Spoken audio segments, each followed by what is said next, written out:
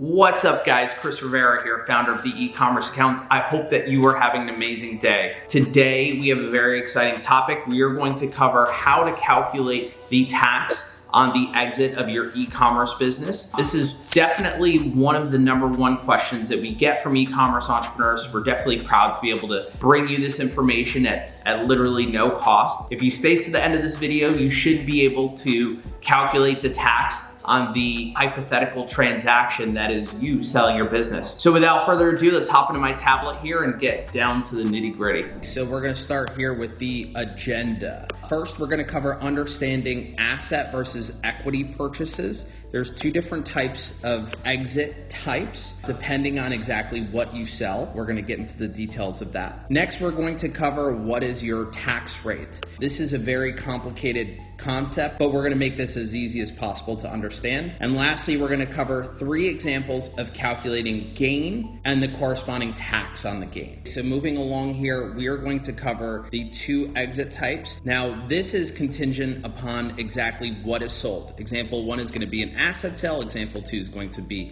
an equity sale. Jumping into the details here, I wanna demonstrate what exactly both of these scenarios represent. First, you have an entrepreneur, right? So this entrepreneur owns 100% of Ecommerce LLC. Ecommerce LLC owns a Shopify brand outright. Okay, now both of these examples here, you're gonna notice highlight the exact same thing, the exact same fact pattern.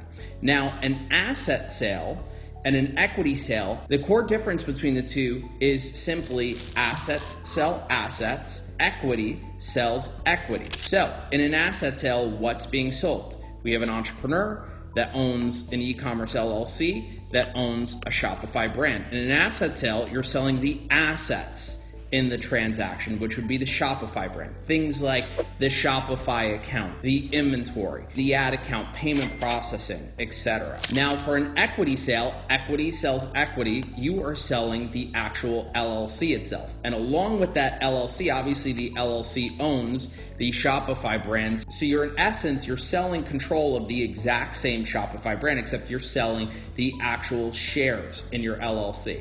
Now, what I will say before we move forward is that in understanding the difference between these 2 different scenarios, typically what I see is most common in this e-commerce space is asset sales, mostly because they're simpler deals to structure. You know, when a new buyer takes over, they can start with new bank accounts, new credit cards, all of that good stuff. But in our time working with M&A, type deals, we have seen some examples of equity transactions, but it's definitely a minority in terms of what we see in practice. Okay, now that you have an understanding of the 2 different exit types, now we're going to talk about the tax rate that's applicable to your exit event.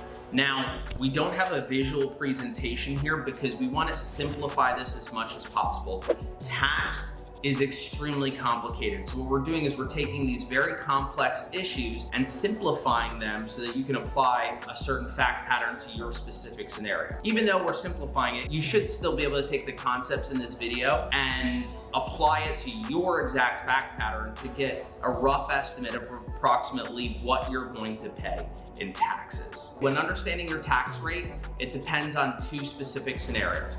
1 is your holding period, and 2 is what is your total income. So the holding period is very, very simple. So if you hold your assets or your equity in your LLC for less than a year, you're going to be subject to the ordinary income tax rate, which is between 10 and 37%, depending on your total income for that calendar year. Basically how the IRS works is it's a progressive tax system. That means basically the more money you make, the higher your tax rate is. If you're on the lower end of the spectrum, you're at that 10% tax rate. If you're on the higher end of the spectrum, you're at that 37% tax rate. Now I know 10 to 37% is a really wide gap and you're trying to get a pretty exact tax number. So what we're gonna do is in the description below, we're gonna put a link to the ordinary income tax rates per the IRS. These change every year, so even if I did give you the exact tax brackets, they would be different every year. So we'll link to the current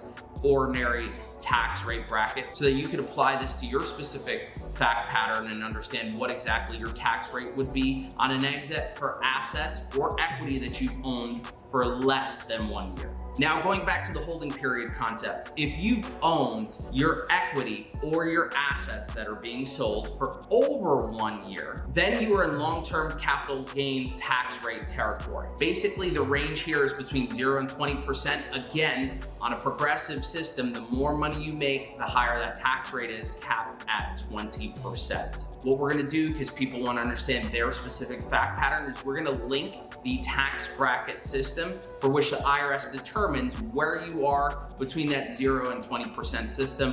What I will say is it's much simpler in terms of your long-term capital gains tax rate. It's either 0%, 15%, or 20%. There's only 3 possible brackets that you could fall into here.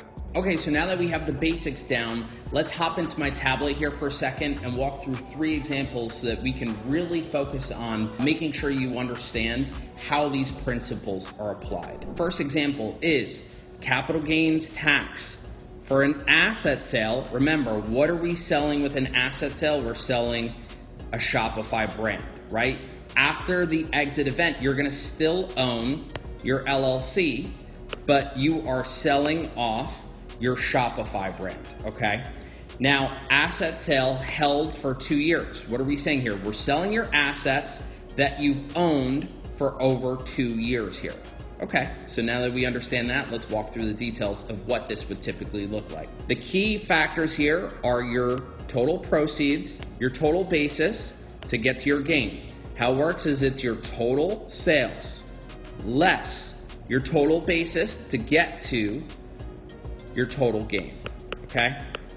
Let's keep moving along in this example. What are your sales proceeds? That's basically how much money you get in the deal. So in this example here, there's the brand purchase price, that's $3 million, okay? Nice haul for an exit event. Next is a reimbursement for inventory. Typically what we see for online sellers is that if they are the type of brand that stores inventory in the US or maybe even in China, when you no longer own that brand, chances are you won't even own the rights to sell that inventory anymore. So usually what we typically see in exit events is that that inventory is transferred over to the new owner of the business. Okay, so first we've got your total sales proceeds. We've got that figured out. Next up, we've got your total basis. Now your Shopify account basis. Now, we're not gonna get into too much detail in terms of what basis means. It technically means your investment for tax purposes. It's basically costs you've incurred that have not been deducted in previous periods. Typically, with Shopify accounts, we see that the basis is 0.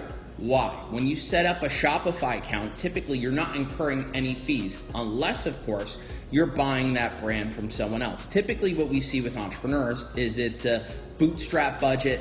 You start it from nothing and you grow it from there. For most entrepreneurs, not for all, but for most entrepreneurs, your basis in your Shopify account will be 0. Even the fees that you pay for your Shopify subscription, those are most likely deducted in previous periods on previous tax return. Again, your investment for tax purposes, items that have been incurred that have not yet been deducted.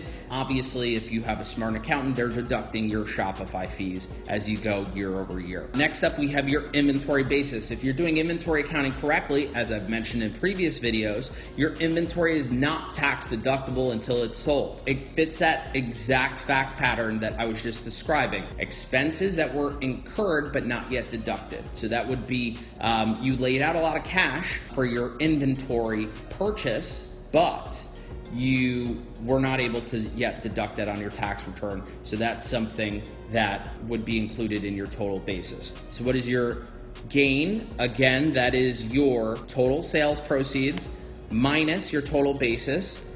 3.3 million minus 300,000 gets you to $3 million in total gain.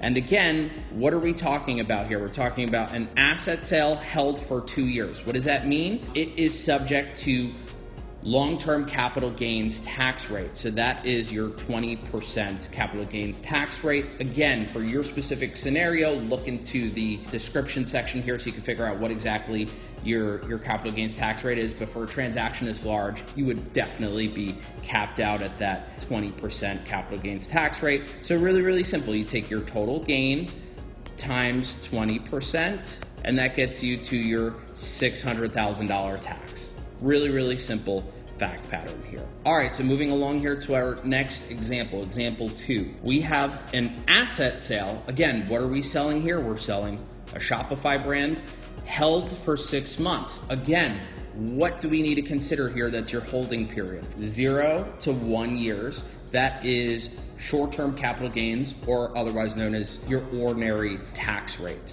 What you need to understand is this is going to be subject to somewhere between 10 and 37%, depending on your particular facts and circumstances. Everything is the same in this example. Everything, if you review all of these points, everything's the same all the way down to this total gain number, right?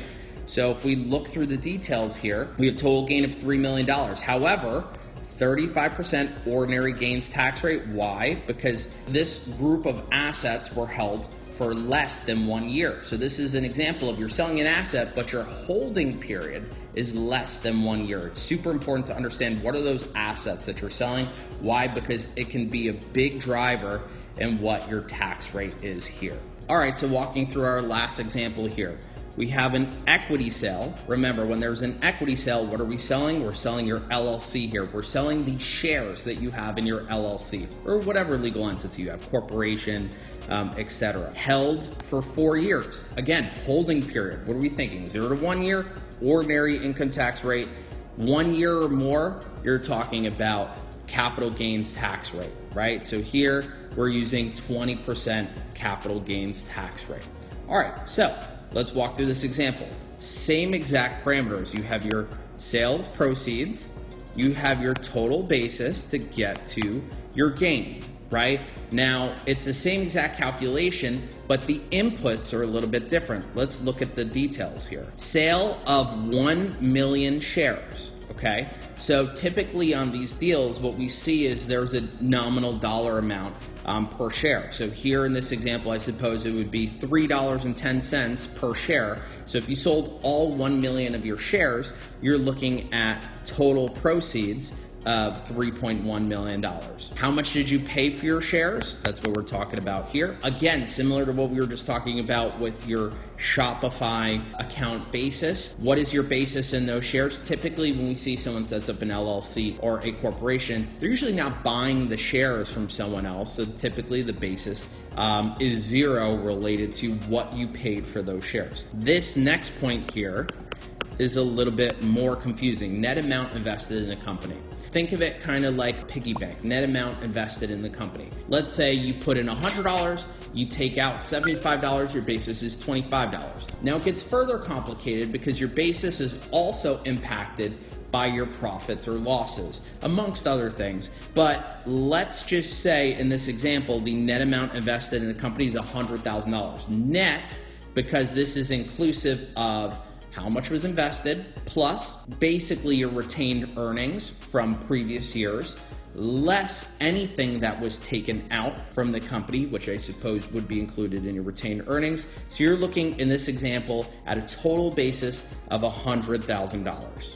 Total sales proceeds less your total basis gets you to total gain of $3 million. We know that we're looking at a 20% capital gains tax rate. In this particular example, the tax will also be $600,000. All right, and that concludes our video here. If you find this type of content valuable, please, as a reminder, like the video, subscribe, and most importantly, if you feel like something's missing, feel free to comment in the comment section below with your feedback for any questions you have that you feel like are unanswered, or maybe future concepts that you would like for us to cover. I hope that you learned something here in this video, and I hope that you have an amazing day. Take care.